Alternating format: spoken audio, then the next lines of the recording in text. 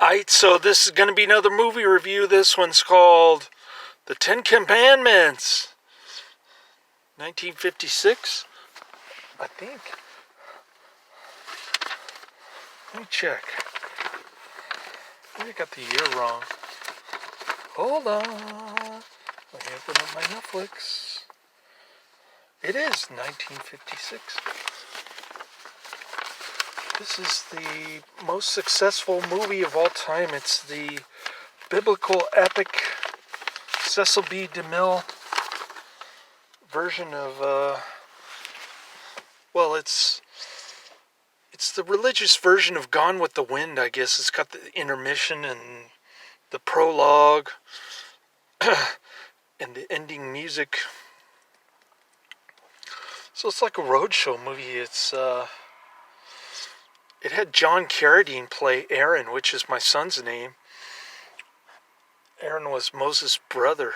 I had no idea that he helped to craft the golden calf thingy, the false idol of the pagans, until I saw this. It's a slight remake of the 1923 silent film that goes by the same name, The Ten Commandments. And I'm giving it 5 out of 5 stars. I loved it. I thought,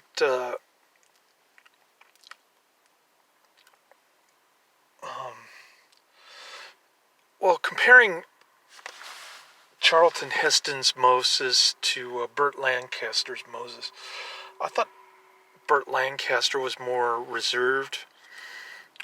And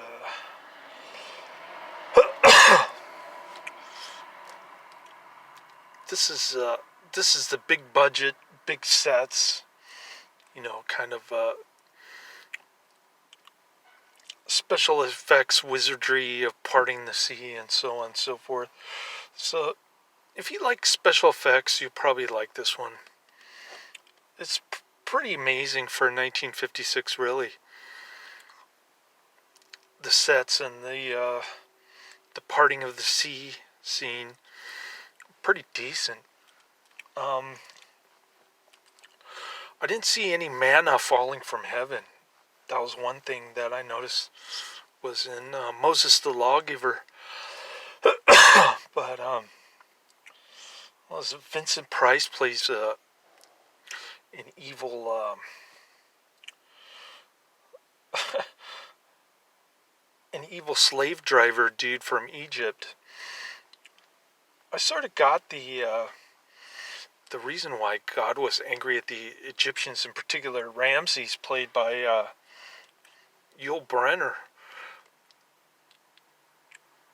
because they had enslaved the Hebrews, the Israelites, going back 400 years, and they kept praying to God for relief, and he finally unleashed his fury on the Egyptians because they wouldn't succumb to Moses and Aaron's warnings. So, I don't know why Aaron turned pagan. That part didn't occur to me when I watched Moses the Lawgiver. I guess I'm not much of a Bible study person, although I did study it with my best friend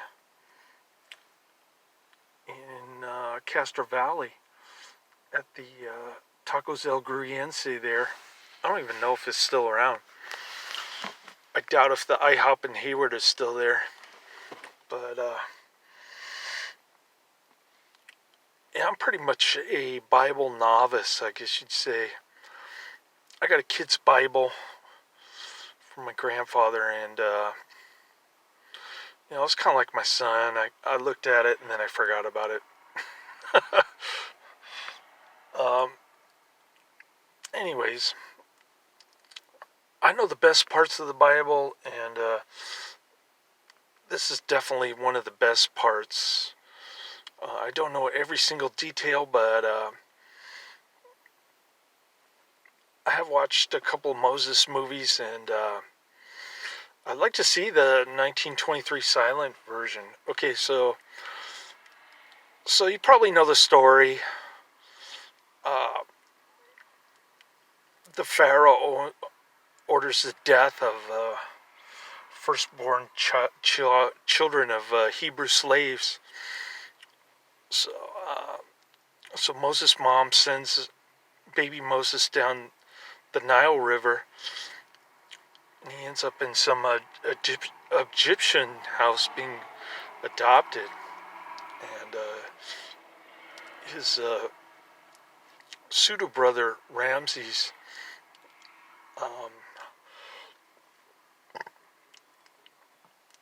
played by Brynner. All of this is not in the Bible, by the way. They start getting into a political battle about who's going to be in charge of the slaves, who's going to be the next pharaoh, that kind of thing.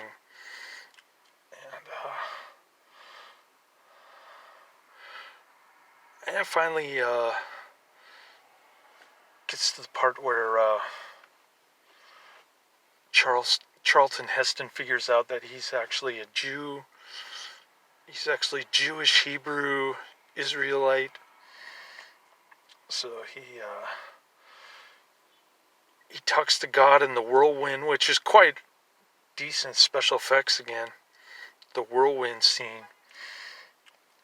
It's way different than relatively low budget Moses the Lawgiver, which doesn't make it any better, really. Just kind of like eye candy, I guess, for 1956 moviegoers. But after the whirlwind thingy, Moses, well, first he gets banished to the desert by Ramses, and he ends up surviving, having to walk through the desert, and he becomes a shepherd with some God-fearing dude, and there's 7 or 8 daughters there. He ends up marrying the oldest one, and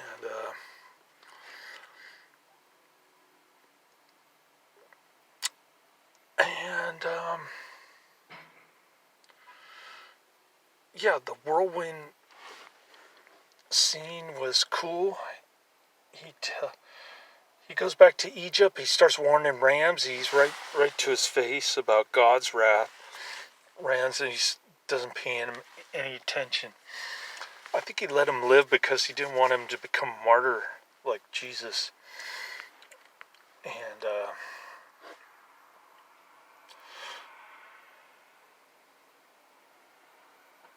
And so he sends him out to the desert, ends up becoming a shepherd. He got the whirlwind scene, and he goes back to Egypt to warn Ramses, his pretend brother.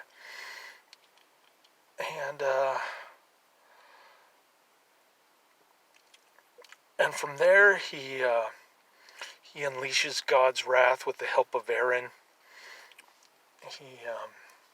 They go back in the desert. The Exodus scene is really short. There's no manna from heaven. People starving. But there's the golden calf led by Edward G. Robinson, who was like a Jewish slave driver working for the Egyptians. And he instigated all the golden calf shenanigans. Then Charlton Heston goes to the mountain to get the tablets written by God's finger, the 10 Commandments, and that's pretty much the movie. It's very long, and great flick, highly recommended. Check it out. I'll look for a trailer and or the movie itself real soon. Try to stick it in the description box. Just waiting for my next shift laters.